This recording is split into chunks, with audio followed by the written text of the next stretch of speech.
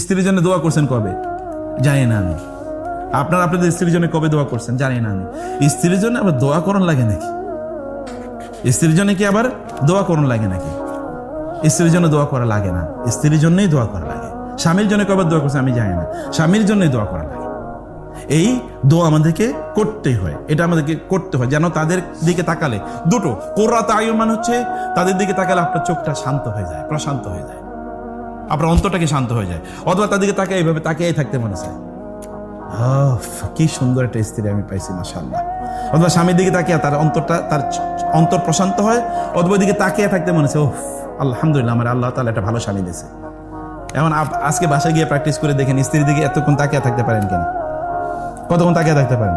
তাকিয়ে থাকলে আবার উনি ভয় পেয়ে যায়, রে ভূত কই থেকে আইলো, এরকম ভয় পায় কিনা, কারণ এতদিন তো এভাবে তাকান নেই, কি ব্যাপার আমারে খায়া ফেলাইবা নাকি, এরকম যেন না।